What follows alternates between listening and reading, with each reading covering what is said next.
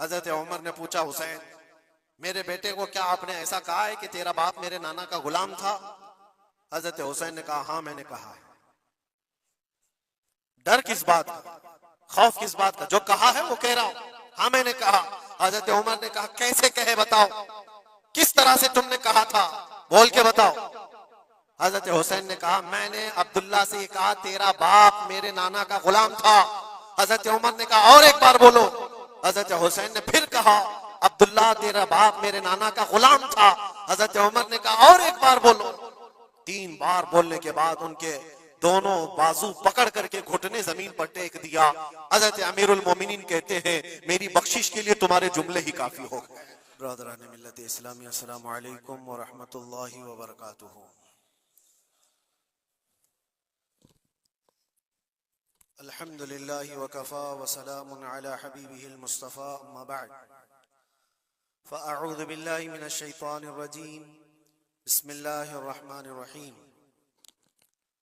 इन्न इद्दतश शुहूरि इंदल्लाहि 12 शहरन फ़ी किताबिल्लाह यौम खलक़स समावाति वल अर्द मिन्हा अर्बअतुन हुरुम ज़ालिकद्दीनुल क़य्यिम इला आखिर हाज़िहिल आया। सदक़ल्लाहु मौलानल अज़ीम।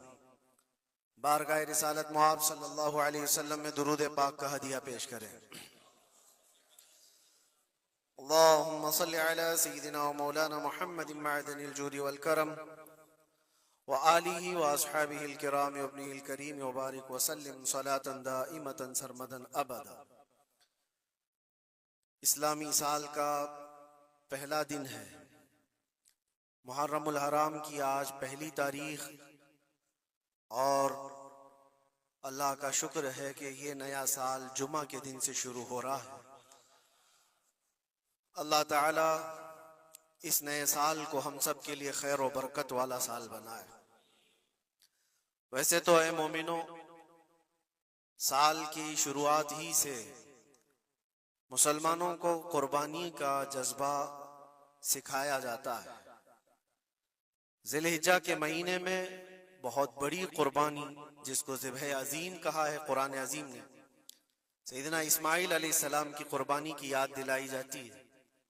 और मुहर्रम आते ही शर्क़ व ग़र्ब, शुमाल व जुनूब, तमाम तर मोमिनीन के दरमियान एक चर्चा मशहूर हो जाता है, वो सिबत रसूल, लख्त जिगर बतूल सैयदा फातिमतुज़ ज़हरा के आंखों के नूर सैयदना इमाम हुसैन आज़म रदी अल्लाह तआला अन्हु की कुर्बानी के चर्चे हैं। और मेरे अजीजों, सदियां बीत गई सैयदना इमाम हुसैन की कुर्बानी को लेकर, लेकिन जिक्र अब तक पुराना नहीं हुआ। हर साल मुसलमानों के दरमियान ये जिक्र बड़े जोर शोर से आता है और बड़े एहतमाम के साथ मोमिनीन इसका सुनने का एहतमाम करते हैं। मैं एक चीज आपको बताऊं, कभी किसी ने ये नहीं कहा कि हर साल करबला की दास्तानें क्यों सुनाते। आदमी अगर एक कहानी सुना हो तो दूसरी मर्तबा सुनने का उसको दिल नहीं करता, या अगर बहुत इंटरेस्टेड है तो दूसरी मर्तबा सुन लेगा, तीसरी मर्तबा दिल नहीं करता। लेकिन मुझे बताओ, बचपन से हर साल आप शौक से सुनते हैं या नहीं इमाम हुसैन को? और कभी मुकर्रिर से ये नहीं कहते या सुनाने वाले से ये नहीं कहते कि हर साल यही सुनाया जा रहा है, बल्कि मैं ये कहता हूं, हम अगर हर साल करबला की दास्तानें सुनाते हैं तो चलो मान लिया कि कोई मौलवी साहब लोगों ने ये शुरू कर रखा हो, लेकिन ये करोड़ों के अवाम क्या पागल है जो हर साल सुनना चाहते हैं? हकीकत में बात ये है, मैं इसको एक फलसफे से समझाना चाहता हूं। आप कलमा कौन सा पढ़ते हैं? ला इलाहा इल्लल्लाह मुहम्मद रसूल। आपके बाप का कलमा भी यही था, आपके दादा का कलमा भी यही था, परदादा का भी कलमा यही था। सालों पहले भी जाएं तो सहाबा, ताबईन, औलिया का कलमा भी यही था। 14 सदियां बीत गई, हर सदी में यही कलमा, और आज भी हम इस कलमे को एक एक बार नहीं सैकड़ों मर्तबा पढ़ते हैं, अपने बच्चों को भी यही याद दिलाते हैं। लेकिन कभी ये क्यों नहीं कहते कि ये कलमा बहुत पुराना है, इसी को क्यों पढ़ा जाता है? नया कलमा नहीं आएगा, पुराना है सबको पता है, लेकिन पढ़ने में कभी किसी को उकताहट भी नहीं आती। कलमा तैयबा जो पढ़ता है उसे अंदाजा होता होगा, शौक से उसका विर्द करता है। जहां पर भी जिक्र करके देखें आप ला इलाहा इल्लल्लाह मुहम्मदुर रसूलुल्लाह का, उकताहट नहीं आती, बेचैनी नहीं है, उसमें जिद्दत है, उसमें नयापन है। ये कलमा हर सदी का है, हर जमाने का है।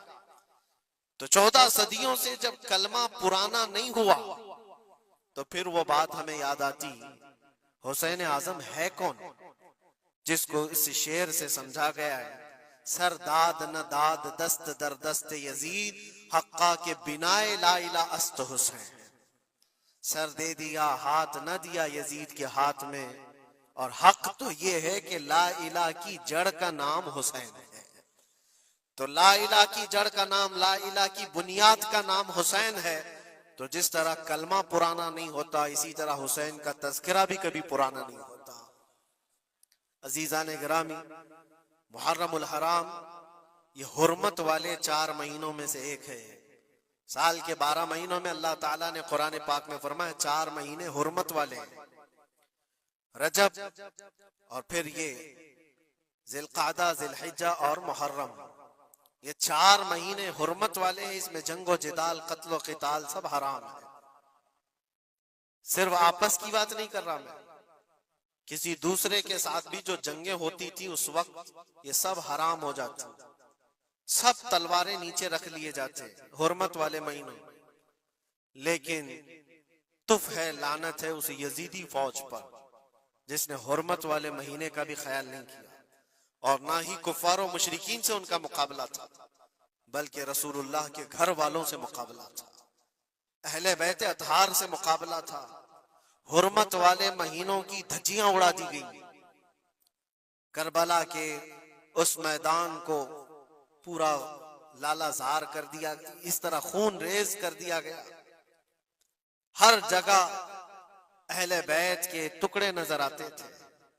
वो एक अजीम सानहा है, एक अजीम हादसा है जिसको रहती दुनिया तक भुलाया नहीं जा सकता। आज मैं थोड़ी बातें अर्ज करके आपके सामने ये बात रखूंगा।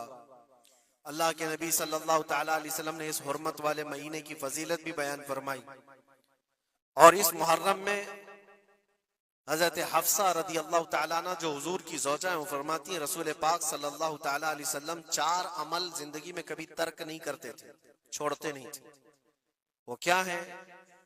तो आप फरमाती हैं उनमें से एक आशूरा का रोजा हुजूर कभी नहीं छोड़ते थे। आशूरा का रोजा रसूल पाक सल्लल्लाहु तआला अलैहि वसल्लम कभी तर्क नहीं फरमाते। इसकी बड़ी फजीलत है। यह आशूरा क्या है? 10वीं मुहर्रम के दिन को आशूरा कहा जाता है। बड़ा तारीखी दिन है, और बल्कि अल्लाह के नबी सल्लल्लाहु अलैहि वसल्लम ने यह भी फरमाया कयामत भी इसी दिन को आने वाली है। 10 मुहर्रमुल हराम होगी और जुमा का दिन ही होगा, जिस दिन सूर फूंका जाएगा और पूरी दुनिया फना कर दी जाएगी और क़यामत का मंजर कायम हो जाएगा। आशूरा का दिन आता है तो ऐ मोमिनो, सब के सब अल्लाह की बारगाह में दौड़ आ जाओ, इबादत के लिए लग जाओ। और उस दिन ये याद करना चाहिए कि यही वो दिन होगा जब हमें बारगाह रब्बुल इज्जत में खड़ा किया जाएगा।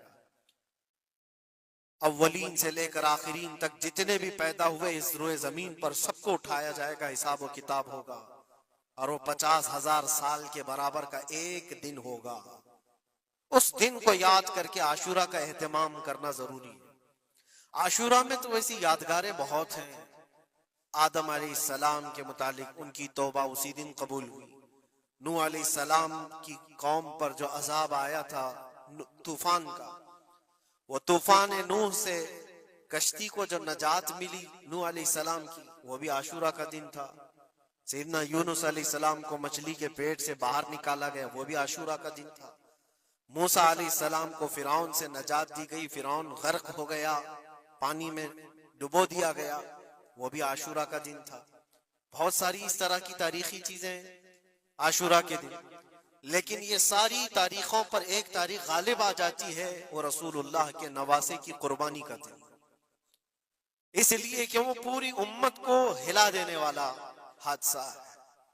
नबी आखिर ज़मां सल्लल्लाहु तआला अलैहि वसल्लम ने अपने उस लख्ते जिगर को, अपने उस नूरे नजर को, जिसके लिए अपने सजदे लंबे कर दिया करते थे, जानते हैं आप, हुजूर पाक सल्लल्लाहु अलैहि वसल्लम के एक बेटे थे हजरत इब्राहिम, और ये उसी जमाने के हैं जब हजरत इमाम हुसैन भी पैदा हुए थे और हुजूर की गोद में आपके अपने बेटे भी थे। हुजूर सल्लल्लाहु तआला अलैहि वसल्लम के वो एक ही बेटे हैं जो 6 महीने तक जिंदा रहे। हुजूर सल्लल्लाहु अलैहि वसल्लम अपनी गोद में बिठाकर उन्हें प्यार कर रहे थे और इमाम हुसैन को भी गोद में रखे हुए थे। एक तरफ नवासा है और एक तरफ बेटा है। जिब्राइल अमीन ने आकर के अर्ज किया अल्लाह के नबी सल्लल्लाहु अलैहि वसल्लम से, कहा रब तबारक व तआला की मंशा ये है कि इन दोनों में से आप किसी एक ही को रख सकते हैं। अल्लाह के नबी सल्लल्लाहु अलैहि वसल्लम ने इमाम हुसैन पर अपने बेटे को कुर्बान कर दिया। कहा है जिब्राइल, हुसैन को रहने दो, इसलिए कि ये मेरी आंखों का भी नूर है और फातिमा की आंखों का भी नूर है। फिर चंद ही दिन के बाद हजरत इब्राहिम का इंतकाल हो गया। आप अंदाजा करें, जिस हुसैन आजम के लिए रसूल पाक सल्लल्लाहु अलैहि वसल्लम ने अपने बेटे को कुर्बान किया और मदीने की गलियों में जिसको अपने कंधों पर उठाकर सवार करते थे, इमाम हुसैन हुजूर के सल्लल्लाहु तआला अलैहि वसल्लम के कंधों पर सवारी किया करते थे। दोषे नबुव्वत जिनकी सवारी हो, अंदाजा कर सकता है कोई? उस हुसैन आजम के चर्चे मदीने तैयबा में बचपन में ही आम थे। सहाबा इकराम रिज़वानुल्लाहि तआला अलैहिम अजमईन देखते थे, कभी हुजूर सल्लल्लाहु तआला अलैहि वसल्लम मस्जिद नबवी तशरीफ लाते तो ये दोनों शहजादे हुजूर के जुब्बे पर लटके हुए आते थे। कभी हुजूर मिंबर पर खड़े हैं तो एक शहजादा हुजूर के एक कदम को पकड़ा है, दूसरा दूसरे कदम को पकड़ा हुआ है। ये तो उनकी परवरिश थी जो बचपने की थी। सहाबा उनकी इस बचपने पर रश्क किया करते थे और सहाबा इकराम रिज़वानुल्लाहि तआला अलैहिम अजमईन अदब हद दर्जे का करते थे। आपको मैं बताऊं, अदब तो ऐसा था अहले बैत अथार का। इमाम हुसैन की उम्र छोटी सी थी, इमाम हुसैन, और एक जमाना ऐसा था जब हुजूर पाक सल्लल्लाहु अलैहि वसल्लम के विसाल के बाद हजरत अबू बकर का जमाना आया, 2.5 साल आपने खिलाफत की। फिर उसके बाद हजरत उमर का दौरे खिलाफत शुरू हुआ और हजरत उमर के दौरे खिलाफत को कौन नहीं जानता, ऐसे रोबो दबदबे वाला खलीफा के लोग उनकी हैबत से कांपते थे। कैसर और किसरा कांप रहे होते थे, बड़ी बड़ी फौजें थर्राती थी उस नाम से, हजरत उमर के नाम से। उनके दौरे खिलाफत में एक बार ऐसा हुआ था कि हजरत उमर के बेटे हैं अब्दुल्ला, और उनका और हजरत इमाम हुसैन का बचपन में कुछ झगड़ा हो गया। छोटी उम्र थी, इमाम हुसैन की भी उम्र छोटी थी, अब्दुल्ला की उम्र भी छोटी थी। दोनों तकरार करते रहे, कुछ न कुछ बातचीत हुई होगी। तो हजरत हुसैन ने हजरत अब्दुल्ला को गुस्से में यूं कहा, तू क्या मुझसे बहस करता है, तेरा बाप तो मेरे नाना का गुलाम था, खलीफा वक्त हैं वो, और उनको इस तरह से कहा तेरा बाप आज जो खलीफा है वो मेरे नाना का गुलाम था। हजरत अब्दुल्ला को ये बात लगी, कहा मैं ये शिकायत अमीरुल मोमिनीन से करूंगा। वो दौड़ करके आए, खलीफा वक्त है जिसके सामने खड़े होने के लिए अच्छे अच्छे कांप जाते थे। बेटे ने आकर के कहा हजरत उमर फारूक से कि अब्बा आज मेरी हुसैन से तकरार हुई और झगड़े में उन्होंने मुझे यूं ताना मारा कि तेरा बाप मेरे नाना का गुलाम था। हजरत उमर उतर आए कुर्सी से और कहा क्या हुसैन ने ऐसा कहा? कहा बिल्कुल ऐसा ही कहा। तो हजरत अब्दुल्ला कहते हैं अब्बा का जलाल देख करके मैं समझ गया कि हुसैन को सजा मिलेगी। कहा जाओ हुसैन को बुला लाओ, हुसैन को बुला लाओ, उन्होंने ये कहा है मैं सुनना चाहता हूं। हजरत अब्दुल्ला दौड़े हुए गए, चंद और लोग भी साथ में आ गए कि हुसैन की पेशी हो गई है खलीफा वक्त के दरबार में। अमीरुल मोमिनीन उमर इब्न खत्ताब ने तलब किया है। हजरत हुसैन आए और वो शहजादे के अंदर जो रोबो दबदबा है, जलाल है, जमाल है, वो बचपने से कायम है। रसूलुल्लाह सल्लल्लाहु अलैहि वसल्लम का लुआब पाक जिसने पिया, खलीफा वक्त के सामने आकर खड़े हुए। हजरत उमर ने पूछा हुसैन मेरे बेटे को क्या आपने ऐसा कहा है कि तेरा बाप मेरे नाना का गुलाम था? हजरत हुसैन ने कहा, हाँ मैंने कहा है। डर किस बात का, खौफ किस बात का? जो कहा है वो कह रहा हूं, हाँ मैंने कहा। हजरत उमर ने कहा, कैसे कहे बताओ, किस तरह से तुमने कहा था, बोल के बताओ। हजरत हुसैन ने कहा, मैंने अब्दुल्ला से ये कहा तेरा बाप मेरे नाना का गुलाम था। हजरत उमर ने कहा, और एक बार बोलो। हजरत हुसैन ने फिर कहा, अब्दुल्ला तेरा बाप मेरे नाना का गुलाम था। हजरत उमर ने कहा, और एक बार बोलो। 3 बार बोलने के बाद उनके दोनों बाजू पकड़ करके घुटने जमीन पर टेक दिया। हजरत अमीरुल मोमिनीन कहते हैं, मेरी बख्शिश के लिए तुम्हारे जुमले ही काफी हो गए। आपने जो मुझे सनद दी है, ए हुसैन, बस ये जुमला कल क़यामत के दिन भी कह देना, जब मेरा हिसाब हो रहा हो तो इतना कह देना, अब्दुल्ला का बाप उमर मेरे नाना का गुलाम था। इसलिए कि रसूल करीम सल्लल्लाहु अलैहि वसल्लम ने फरमाया है, अल हसन वल हुसैन सय्यदा शबाब अहलिल जन्ना। हसन और हुसैन जन्नती जवानों के सरदार हैं। ये जिसे इजाजत दे दे वो जन्नत में चला जाएगा, जिसे ये कह दे वो कि ये मेरे नाना का गुलाम है। मुझे बताओ मेरे अजीजों, उस हुसैन आजम की बात मैं कर रहा हूँ, वक्त का बारौब खलीफा अमीरुल मोमिनीन उमर इब्न खत्ताब, जिनके सामने घुटने टेक करके बैठे और कहे ये जुमला दोबारा कहो, उनका मकाम क्या हो सकता है? हद दर्जे का अदब सहाबा इकराम के अंदर था। और एक मर्तबा ऐसा भी हुआ था, हजरत उमर मिंबर पर खड़े थे, हजरत इमाम हुसैन अपने घर से दौड़ते हुए आए। ये वो मंजर था जब उन्होंने अपने नाना को मिंबर पर खुतबा देते हुए सुना है। जमाना उन्होंने आंखें खोली है हुजूर की गोद में, बचपना पाया है रसूलुल्लाह के घर में, और देखा है सबसे पहले खुतबा देते हुए तो अपने नाना को देखा था। लेकिन जब रसूल करीम सल्लल्लाहु अलैहि वसल्लम की वफात हो गई तो पूरा अंधेरा सा छाया हुआ था। हजरत इमाम हुसैन, उनके मुतालिक है कि एक बार हजरत उमर मिंबर पर खड़े थे, वो दौड़ते हुए आए मस्जिद में। हजरत हुसैन को ऐसा लगा कि रसूलुल्लाह खुतबा दे रहे हैं।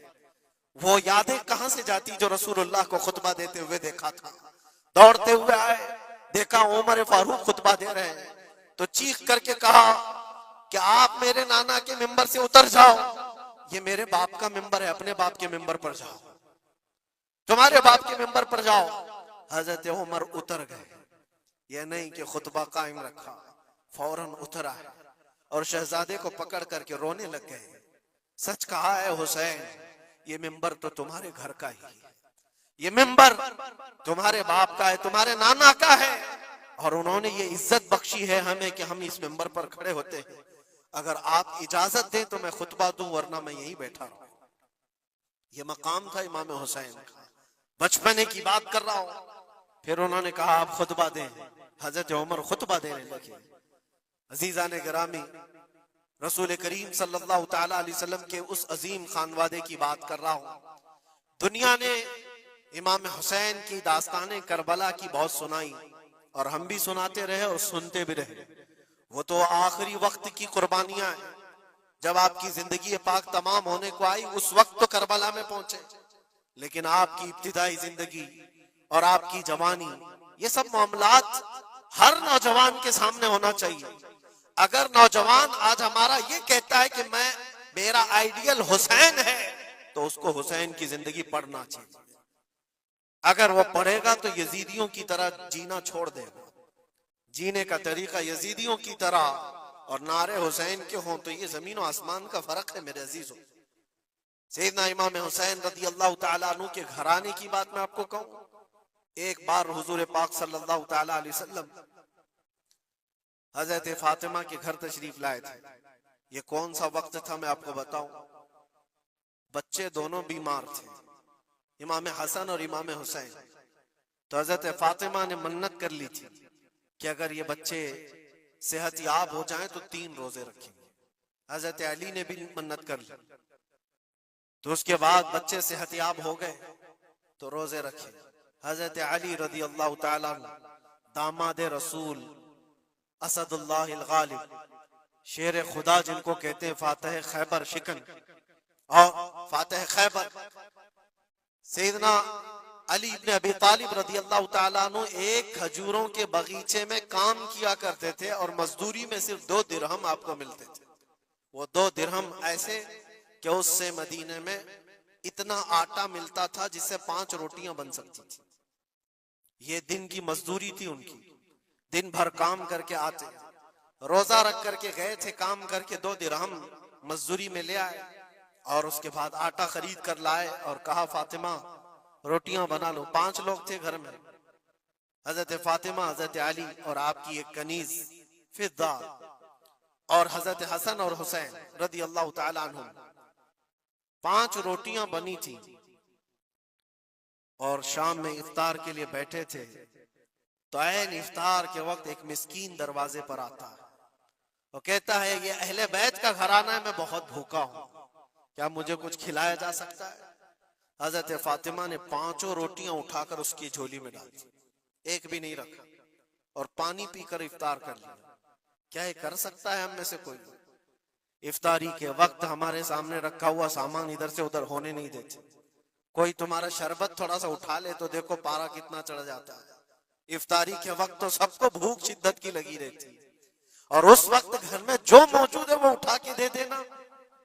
मिस्कीन तो लेकर चला गया और ये पानी से इफ्तार करके रह गए। रात को इसी पानी से सहरी, दूसरा रोजा था। हजरत अली मजदूरी पर गए, फिर वही मजदूरी और आटा लाए, 5 रोटियां बनी और इफ्तार में बैठे थे कि एक यतीम बच्चा आ गया जिसके माँ बाप नहीं थे।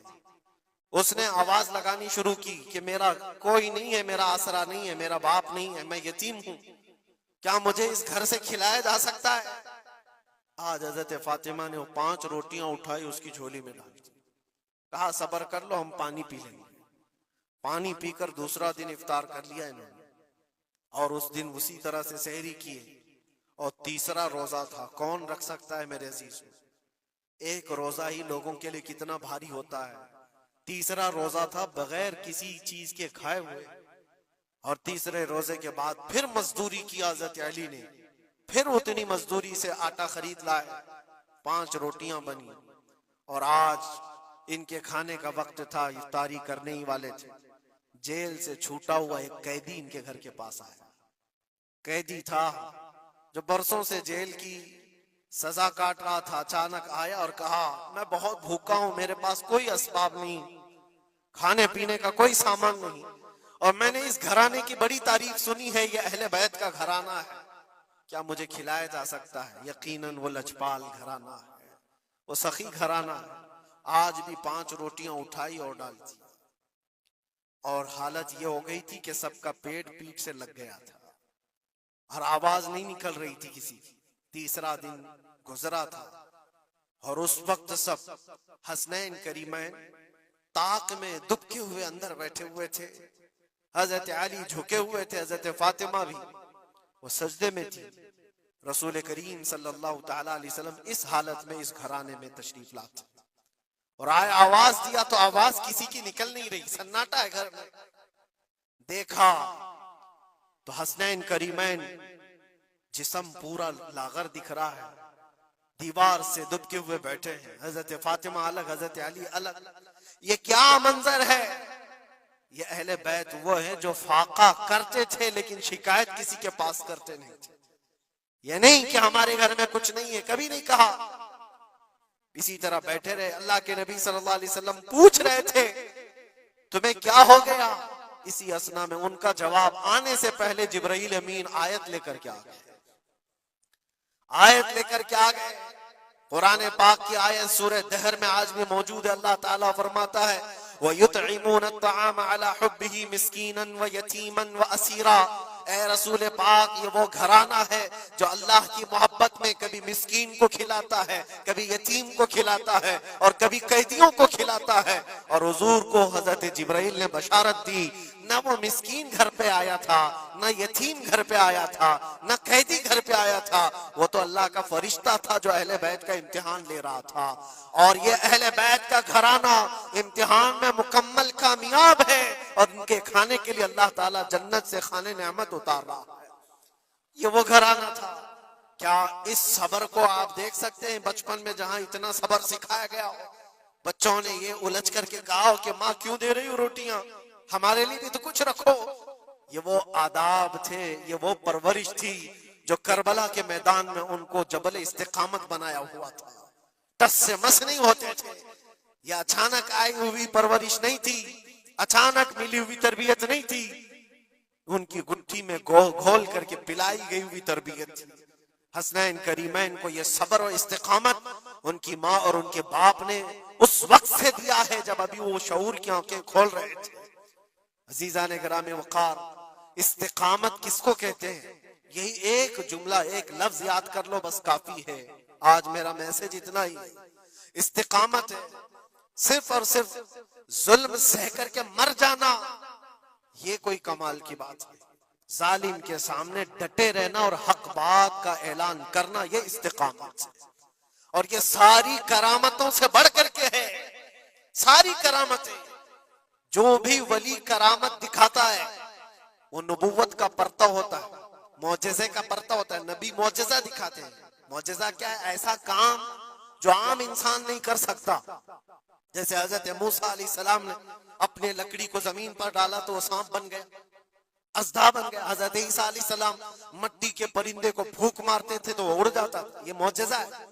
और वली से जो काम सादिर होता है ऐसा जो आम इंसान नहीं कर सकता, उसको क्या कहते हैं? करामत। वली से करामत साबित होती है। बहुत सारे औलिया कराम से करामतें सादिर हुई। सरकार गौसे पाक रदी अल्लाह ताला अन्हु की करामतें बहुत है। सरकार गरीब नवाज की करामत है। बहुत सारे औलिया कराम की बहुत सी करामतें। इन्होंने कभी पानी पर अपने मुसल्ले बिछाए, कभी हवाओं में चल के दिखाए, या फिर मुहय्यरुल उकूल काम जो आम इंसान की समझ में ना आए, ये सब करामतें देखकर इंसान हैरत में आ जाता है। ऐसा कैसे? और आज भी सारे लोग इसी चक्कर में बाबाओं के पीछे घूमते रहते हैं कि कोई चमत्कार दिख जाए, चमत्कार नजर आ जाए। चमत्कार देखने के लिए इंसान पागल हो जाता है। इसी जो आपकी जुबान में चमत्कार और करामत अलग चीज है। जादूगर कोई चीज दिखा रहा है वो चमत्कार है। करामत देख करके तुम ये समझने लगते हो इससे बड़ा कोई हो ही नहीं सकता, इससे बड़ा कोई नहीं हो सकता। अगर तुम्हारे सामने कोई बाबा हवा में उड़ के दिखा दिया तो हो गया फिर तुम्हारा, सारी चीजें उसके पीछे कुर्बान। इससे पहुंचा हुआ कोई नहीं। मैं आपको कहता हूं दुनिया की सारी करामतें एक जगह पर हक बात पर अटल हो जाना, इस्तिकामत उससे बढ़ करके। वो इमाम हुसैन ने करबला के मैदान में दिखाया है। करामत क्या है? इमाम हुसैन नहीं दिखा सकते थे? अरे सारे औलिया जिनके कदमों से लगे हुए हो, जहां से विलायत बट रही हो, हजरत मौला अली को क्या कहते हैं? शाह विलायत कहा जाता है। सारे औलिया कराम की विलायत वहां जाती है। तो क्या इमाम हुसैन करबला में अपनी करामत दिखा करके काबू नहीं कर सकते थे? और लोगों के इस जहन में आने वाले सवाल को दूर करने के लिए इमाम हुसैन के शहजादों में 600 साल बाद आने वाले गरीब नवाज ने अजमेर की धरती पर दिखाया भी था। तुम अगर पानी बंद करते हो तो मोइनुद्दीन एक खटोरी में पूरा पानी समा सकता है। क्या नहीं हुई थी? अन्ना सागर का पूरा पानी एक खटोरी में सरकार गरीब नवाज के हुक्म पर नहीं जमा हुआ था, और आपने छोड़ दिया तो पानी पूरा चला गया। वो 600 साल बाद आने वाले गरीब नवाज जो इमाम हुसैन की औलाद में से इतने सालों बाद आने वाली औलाद में ये पावर है, ये ताकत है, तो हुसैन के हाथों में क्या ताकत हो सकती? अरे दरियाए फुरात तो उनके कदमों से लग करके बहता अगर हुक्म देते। लेकिन इमाम हुसैन रदी अल्लाह ताला अन्हु करामत से अगर वो मामला हल कर देते तो हम जैसे निकम्मों के लिए आइडियल कौन होता? हम जैसे गरीबों के लिए आइडियल कौन होता? वो तो बड़े लोग थे, मुत्तकी थे, परहेजगार थे, रसूलुल्लाह के खानदान से थे। उन्होंने करामतों से उन मामलात को हल किया होगा।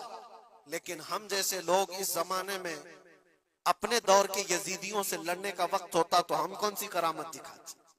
इसीलिए इमाम हुसैन ने क़यामत तक आने वाले मुसलमानों के लिए करामत दिखा करके उस मैदान को फतह नहीं किया, इस्तिकामत दिखा कर।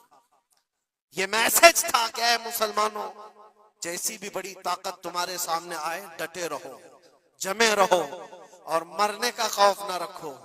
अगर कट जाते हो, मर जाते हो तो कोई फर्क नहीं पड़ता, क्योंकि रब तबारक व तआला ने पहले ही कुरान में गवाही दे दी है, वला तक़ूलू लिमन युक़तलू फी सबीलिल्लाहि अमवात बल अहयाउ वलाकिन ला तशऊरून। जो अल्लाह की राह में मारे जाएं उन्हें मुर्दा न कहो, वो जिंदा हैं, तुम्हें उसका शऊर नहीं। और वो जिंदगी तो आज भी हम देख रहे हैं, आज भी हम देख रहे हैं, इस्लाम जिंदा होता है हर करबला के बाद। क्या ये नहीं देख रहे? हर घर पे इमाम हुसैन के चर्चे, जलने वाले होंगे, कुड़ने वाले होंगे, लेकिन उनको उंगलियों पे गिना जा सकता है, बाकी चाहने वालों की तादाद सितारों से ज्यादा है। इमाम हुसैन का झंडा आज भी उसी तरह लहरा रहा है। सच बताऊं मैं आपको, कभी आपको इत्तेफाक हो तो मुल्क शाम के दिमश्क में भी जाना, जहां पर 3 साल यजीद का दरबार लगता था, वो भी अपने वक्त का खलीफा बना हुआ था, और उसने जो अपने दौरे खिलाफत में, अपने दौरे हुकूमत में जुल्म ढाए, वो तारीख में रकम हो चुके हैं। जाकर के पूछना अहले शाम से, दिमश्क वालों से, कि एक दौर यहाँ तुम्हारा बादशाह रहता था, शाम का हुक्मरान यजीद, वो कहाँ है, उसकी कब्र कहाँ है? लोग तो बगलें उठा करके आपको कहेंगे कि यहाँ तो कोई ऐसी कब्र नहीं दिखती। हाँ, हमको पता है, बाज मुअर्रिखीन ने, बाज दानिश्वर जो पढ़े लिखे, वो कहते हैं जहां पर सारा कचरा एक जगह फेंका जाता है, डम किया जाता है दिमश्क का, वहां कहीं उसकी कब्र खो गई है, उसमें कहीं कब्र खो गई है। ये तो उसकी बात कर रहा हूं जो बादशाह था, फौज रखता था, ताज रखता था, तख्त रखता था और हुकूमत रखता था। उसका सवाल ऐसे, फिर आओ इराक की सरजमीन पर और करबला जाओ। सोचो, एक खुला चटेल मैदान था, यहाँ पर कोई आबादी नहीं थी, दूर दूर तक एक दरियाए फुरात बहती थी और बाकी कुछ नहीं था। और जाकर के आप ढूंढने लग जाओगे कि मैदान कहाँ है, तो तुम्हें मैदान नहीं मिलेगा, हर जगह आबादी ही आबादी।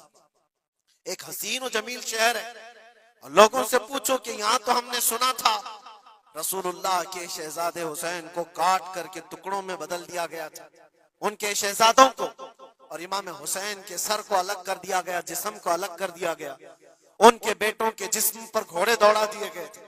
सुना तो ऐसा था कि उनके सब जिस्म को इस तरह से बिखेर दिया गया था। वो कहाँ है? क्या मिट गए तारीख में? नहीं, आपको हाथ पकड़ कर ले जाकर ऐसे दरबार में खड़ा करेंगे जिस दरबार की ऊंचाई देखने से टोपी गिर जाती है। उस हसीन दरबार को देखते ही दिल में हैबत तारी होती है, और फिर तुम बेइख्तियार ये कह दोगे, हुसैन का दरबार देखते ही तुम्हारी जुबान से ये अल्फाज निकल पड़ेंगे, शाह अस्त हुसैन, बादशाह अस्त हुसैन।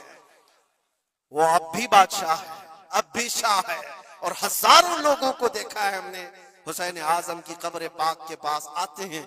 मैं पूछा था एक बड़े बुजुर्ग से, चिट्ठियां वहां पर बहुत अंदर रहती हैं, बहुत सारे लोग अपने पैसे भी डालते हैं, नजराने भी पेश करते हैं, बहुत सारी चिट्ठियां होती हैं। मैं पूछा चिट्ठियां क्या है?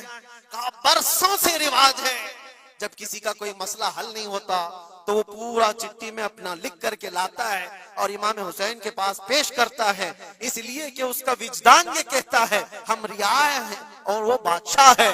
बादशाह के सामने अगर शिकायत ना की जाए तो फिर किसके सामने की जाए? लोग अपनी शिकायतें आज भी पेश करते हैं। मैं कहना ये चाहता हूं मेरे अजीजों, 14 सदियों के बाद भी जिसकी बादशाहत खत्म नहीं होती, वो किस बात की वजह से है? वो इस्तिकामत की बुनियाद पर है। इसीलिए तो कुरान में अल्लाह ने फरमाया इन्नल्लज़ीना क़ालू रब्बुनल्लाह थुम्मा इस्तक़ामू, बेशक वो लोग जिन्होंने कहा हमारा रब अल्लाह है फिर जमे रह गए, ततनज़्ज़लु अलैहिमुल मलाइका, उन पर अल्लाह फरिश्ते उतारता है और फरिश्ते ये कहते हुए आते हैं जो इस्तिकामत के साथ खड़ा है उसको कि घबराओ मत, डरो मत, अल्लाह करीब, अल्लाह तबारक व तआला ने जो तुमसे वादा किया है वो तुम्हें मिलने वाला है। ये इस्तिकामत के साथ रहने वाले के लिए मलाइका उतारे जाते हैं। आज भी हमारा इम्तिहान इसी इस्तिकामत को लेकर के है, कितने जमे रहोगे, कितने डटे रहोगे, यही इम्तिहान आने वाला है। आगे भी देखना, इस जमाने में भी देखना, तुम्हारी टोपियां उतारी जा रही, तुम्हारी दाढ़ियां नोची जा रही, तुम्हारे बुर्खे, तुम्हारे हिजाब सब सवालिया निशान हैं। अब तो हालात ये हो गए हैं, लोगों को इतनी खुजली है कि अजान की आवाज से भी पूरे जिस्म में कुछ लोगों को खुजलियां होती हैं। तकलीफें इतनी हैं कि सब उतार दो, कोई अजान की आवाज नहीं। सदियों से जो अजान की आवाजें गूंज रही थी, आज पता नहीं पागलों के दिमाग में कौन सी चीज सवार है, कौन सा शैतान सवार है।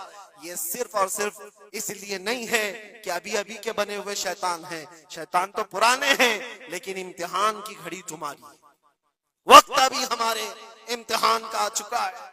ये जो पूरी दुनिया के हालात आप देख रहे हैं, इन हालात में भी मेरे अजीजों एक बात याद रखना, बहुत सारे तूफान, बहुत सारी आंधियां आएंगी। अगर तुम ईमान की हिफाजत के साथ इस दुनिया से गए तो अमन में हो, वरना अल्लाह के नबी सल्लल्लाहु अलैहि वसल्लम ने इसी जमाने के लिए फरमाया था, वो जमाना आएगा मेरी उम्मत पर कि सुबह मोमिन होंगे, शाम में काफिर हो जाएंगे। शाम में मोमिन सोएंगे, सुबह काफिर उठेंगे। वो उस जमाने में हम आ चुके हैं जहां ईमान का सौदा होने लग गया है। लोग तो आज, मुझे पता है मैं हर चीज पर बात करूं तो बहुत लंबी बात चली जाएगी। हमारी कौम में सबसे ज्यादा वो गद्दार लोग मौजूद हैं जो चंद टकों के लिए, जो चंद पैसों के लिए मुखबिरी किया करते हैं और ईमान बेचते हैं। इनको क्या हासिल होता है?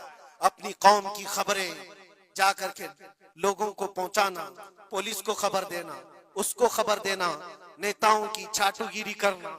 ये सब चीजें तुम्हारे यहाँ कहां से आ गई? तुम तो खैर उम्मत हो, हुसैन आजम के गुलामों में तुम्हारा नाम होता है। तुम्हारा सीना तो ऐसा होना चाहिए कि कभी तुम्हें कोई गुलामी पे झुका ना सके। लेकिन जो लोग गुलामी को पसंद करके तलवे छाटना चाहते हो, याद रखना इस दुनिया में भी जिल्लत है, आखिरत में भी बड़ी जिल्लत है। बहुत बड़ी जिल्लत का तौक उठा करके उठाए जाएंगे। इसीलिए बाज आओ ऐ नौजवानों, मैं आपसे कहता हूँ, लालच पर, पैसों पर, थोड़ी सहूलत देने पर अगर तुम बिक जाते हो तो तुमसे ज्यादा इस रूए जमीन पर कोई बदनसीब नहीं होगा, कोई बदनसीब नहीं होगा। आपको पता है मुनाफिकीन के रद में अल्लाह ने कितनी आयतें उतारी, और कुरान में अल्लाह ने फरमाया इन्नल मुनाफिकीन फी दरकिल अस्फली मिनन नार, बेशक मुनाफिकीन जहन्नम के सबसे नीचे हिस्से में होंगे, सबसे ज्यादा अजाब में होंगे। कौन है वो मुनाफिक? जो चेहरे से मुसलमान दिखते हो, अंदर से काफिर होते हैं। ये दगाबाज, धोखेबाज। आज पता है आपको, ईरान की इस लड़ाई में सबसे ज्यादा उसे नुकसान किस चीज से हुआ था? मैं उस जंग पर बात नहीं कर रहा, लेकिन इस मुकाबले को आप अपने सामने जो पेश आ रही है उन हालात को देख करके समझो। सबसे ज्यादा यहूदियों की तरफ से नहीं, उनकी कौम में मौजूद उनके गद्दारों से था, जिन्होंने जगह जगह बम उड़ाए, जगह जगह इजराइल का काम किया वहां पर। ये सारे हर जमाने में होते हैं। उनको क्या फायदा था? उनको क्या चीज मिलने वाली थी? बस थोड़े से पैसे या थोड़ी सी सहूलतें या थोड़ा सा दुनिया का ऐश मिलता। ये हर जमाने में होता है। ये तुम्हारी जिंदगी में कभी ऑफर आए तो ठुकरा देना, इसलिए कि रसूलुल्लाह से गद्दारी कभी नहीं करना। हुजूर पाक सल्लल्लाहु ताला अलैहि वसल्लम को कब्र में भी तुम्हें मुंह दिखाना है और हशर में भी मुंह दिखाना है। आज तुम्हारी दुश्मनी भी अगर किसी मुसलमान से हो जाए तो उसकी खबरगिरी करना या उसकी जासूसी करके दूसरे तक पहुंचाना, ये सख्त कबीह काम है, बहुत ही बुरा फेल है। इस अल्लाह ताला की इस पर लानत है जो इस तरह के कामों में मसरूफ है। गद्दारों से बहुत बड़ा नुकसान है। आज इस्तिकामत की बात मैं कर रहा हूँ, ऐसे हालात भी तुम्हारे साथ आएंगे, तुम्हारे अपने टूट जाएंगे, बिखर जाएंगे, लोग छोड़ करके गद्दारी करें। आपको मैं बताऊं, मैं कैद की हालत में था, 22 दिन तक मुझे इधर से उधर घुमाया जा रहा था इन्वेस्टिगेशन के नाम पर। ऐसा लग रहा था कि ये बहुत बड़ा कोई आतंकवादी पकड़ करके लाए, पूरा जुलूस लेकर के घूम रहे। अरे दो जुमले क्या बोले जिसकी बुनियाद पर इतने सारे तुमने घुमा दिए सारी चीजें। मैं कभी बोलता नहीं इस चीज पर, आज मैं आपको बता रहा हूँ। मेरे सामने बैठा हुआ ऑफिसर जो इन्वेस्टिगेशन कर रहा हो, उसे तो 5 चीजें मालूम थी, वो ये चीजें पूछ रहा है, लेकिन सामने मुझे खुद उसने बताया। थोड़ी देर के बाद मैसेज आता है, फिर मैसेज आता है, फिर मैसेज आता है, और वो हंस रहा है और कह रहा है मुफ्ती साहब ये देखो आपके फला हजरत ने मैसेज दिया, आपकी इस तकरीर की क्लिप को भेजिए, ये भी पूछो उनसे, ये भी पूछो उनसे, मुझे सब पता है, मैं कभी इस चीज को इजहार में नहीं लाऊंगा, लेकिन इसका इंसाफ अल्लाह की बारगाह में होगा, अल्लाह की बारगाह में फैसला होगा। और जब रसूलुल्लाह के दरबार में हम खड़े होंगे तो देखना हम किसके साथ होंगे और तुम किसके साथ खड़े रहोगे। देखना इस बात को। एक बंदा रसूलुल्लाह की इज्जत के लिए कुफार और मुशरिकीन के नरगे में बैठा हो और तुम अपनी रोटियां सेकने के लिए उसके सामने हमारी जासूसी करते हो और उससे कहते हो किसी हालत में छोड़ना मत, किसी हालत में छोड़ना मत। और वो लोग जानते हैं और वो कहते हैं आप घबराओ मत, हम तो अपना प्रोसेस करेंगे। और ऐसे लोग हमारे पास बहुत सारे हैं जो भेजते रहते हैं, हम तो अपना काम ही करेंगे। लेकिन मेरे अजीजों, वो काम अपना कर रहे होंगे लेकिन दिल पर छुरियां चलती हैं। ये कौन से लोग हैं? किस नबी का कलमा पढ़े हुए लोग हैं? तुम्हारे लिए रसूलुल्लाह की नामूस भी कोई माने नहीं रखती, हुजूर पाक की इज्जत भी कोई माने नहीं रखती। इस चीज से आज पूरी कौम परेशान है। बड़ी बड़ी जंगें इसीलिए हारी जाती हैं जब कौम के अंदर मुनाफिकीन मौजूद होते हैं। आज इस चीज के अपने दिल को भी पाक रखो। हमने तारीख देखी है, टीपू सुल्तान यूं ही नहीं मरे थे। टीपू सुल्तान को अंग्रेजों के हाथ में देने वाला भी गद्दार मौजूद था, मुसलमान था। ये सारी गद्दारियां आज जो आई, कितने तो ऐसे हैं पहले ही से जाकर के कह दे मस्जिद में ये हो रहा है, मस्जिद में ये हो रहा है। याद रखना कयामत के दिन तुम्हारे चेहरे काले होंगे, अल्लाह की बारगाह में पकड़े जाओगे।